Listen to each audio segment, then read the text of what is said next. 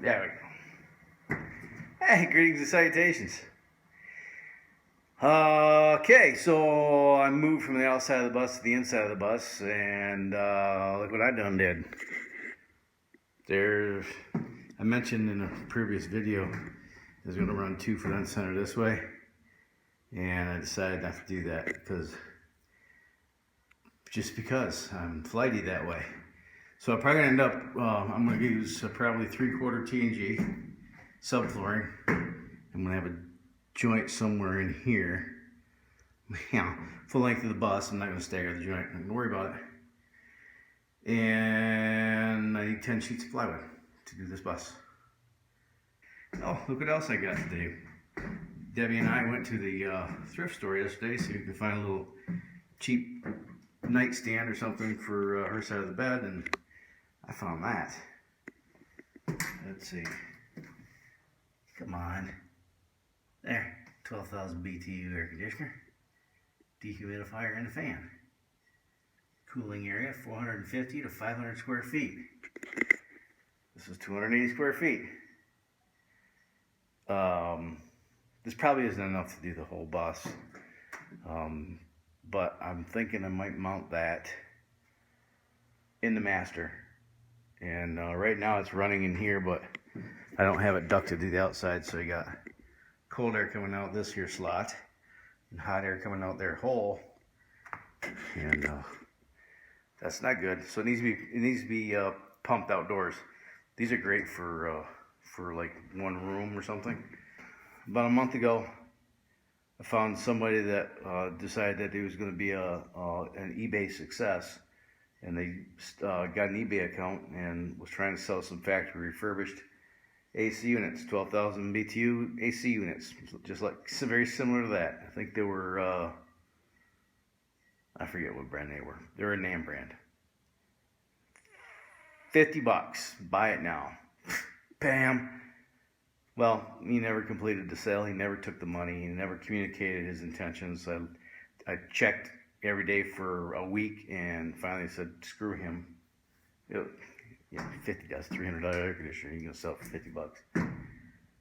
But I didn't get screwed out of the money. But I found this one at the secondhand store for $70, and it works pretty good. So I bought that one just so I had some air conditioning in here while I worked on this project. But it will probably end up back in here someplace. In here someplace.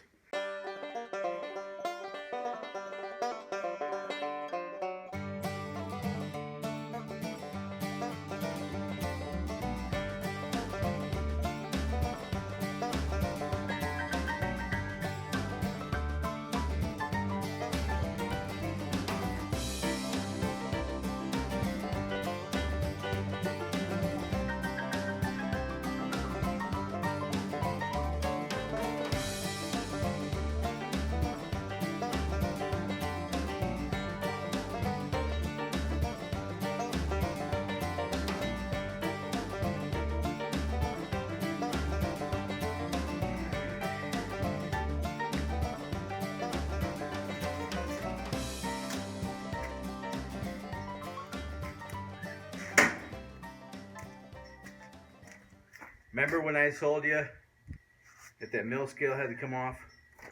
Let me show you something.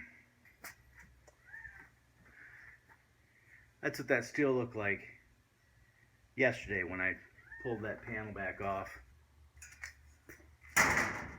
Let's talk about what mill scale is and how you can remove it and different methods that you can use to remove it. And I want to talk briefly about how I removed it.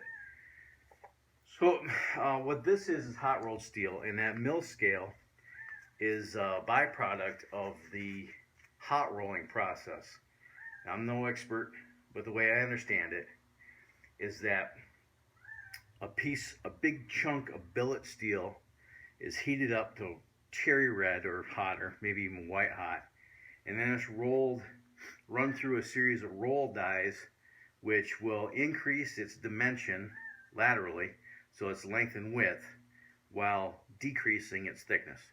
And what you can end up with is a piece that goes into this line relatively thick and comes out at the end of the line really thin. These rollers are being cooled with water as the steel is going through, and what's happening as it goes through those rollers is that there's these oxides that are building up on the surface of the steel and are being compressed into the surface of the steel over and over and over again. And these oxides, this mill scale is like a ceramic almost.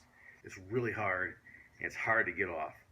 So why do you need to remove the mill scale? Well, it's not a very pleasant surface to apply a finish to, and a lot of times, like this steel came to me with rust on it. And the ironic thing is, if it gets rusty like this, the mill scale will come off a lot easier because the rust is getting between the scale and the steel, and this will slough off a lot quicker than, say, this part where it isn't rusty.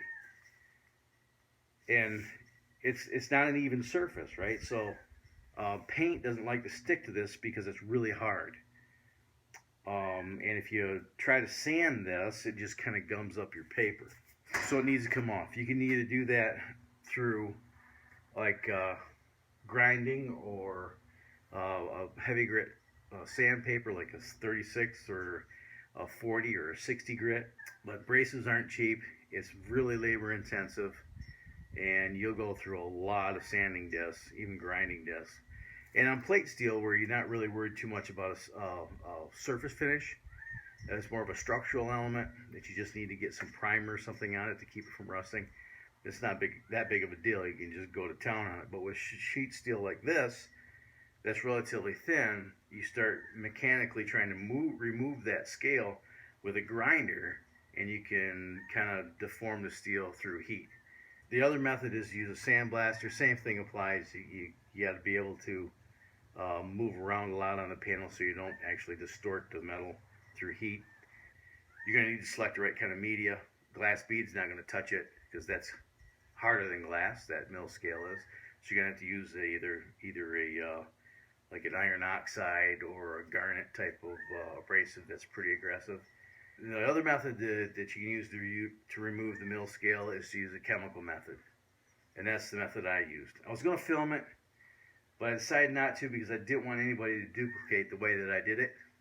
If I would have filmed it, it probably would have been a better example of what not to do, and I just didn't want anybody to duplicate what I was doing. If you decide to use an acid method to remove a mill scale, I just want to warn you that it's very dangerous, and you could really get hurt if you don't know what you're doing. Chemical burns are no joke. I got the pieces that I cut out for the headlights, and I'll show you how I did it to remove that mill scale. It is the least time-consuming method, and it's really easy. There's no labor involved at all. It's as easy as pouring acid onto the thing and just scrubbing it until the scale comes off. And what I used was muriatic acid. You want to do this in a well-ventilated area. You want to wear protective clothing. Wear something that you don't mind getting destroyed in case you get a spill. You want to wear probably a shield, safety glasses, thick rubber gloves to keep any kind of accidents with the acid from making contact with your skin. All things I didn't do, by the way. I did wear safety glasses and I wore latex gloves, but let me show you what I did with a small piece. There's the headlight cut out. You go grab the acid.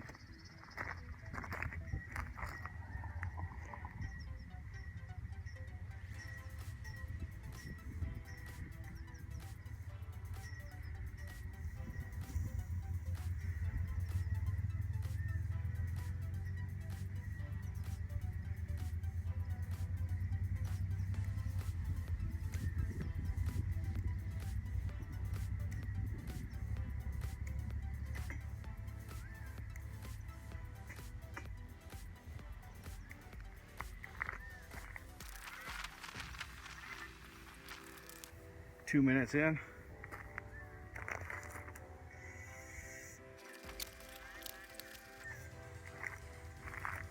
I'm gonna go rinse this off. So that's what it looks like. You look at the back side where it was sitting on this piece over here where the acid made contact with it.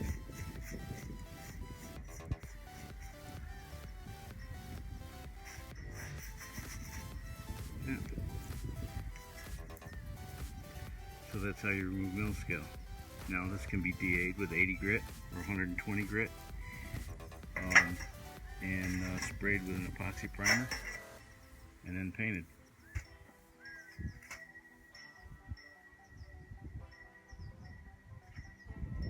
Is that rust, that light flash rust? You probably eliminate that by rinsing it off with a baking soda water mix to neutralize the acid and get it dry right away. So that's how you remove mill scale off a hot roll steel. Make sure if you're going to use that method that you use all the precautions. Don't do it the way I did it. If you do that, you're taking your health in your own hands. Wearing a respirator too to keep. You don't want to get acid burns in your lungs. That would really wreck your day.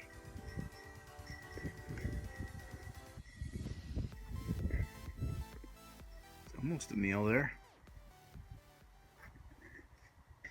You know, I couldn't resist. I had to go buy the other one. 23,000 BTUs of AC for $152.50.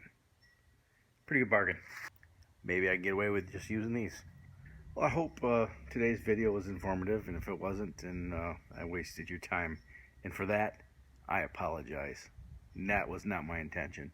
But nevertheless, it is what it is, I guess. So on behalf of the bunnies and myself, and the rest of us here at the Cricket now, you have fun, stay safe, shoot straight, keep your powder dry, and you have a splendid day. See you on the next one.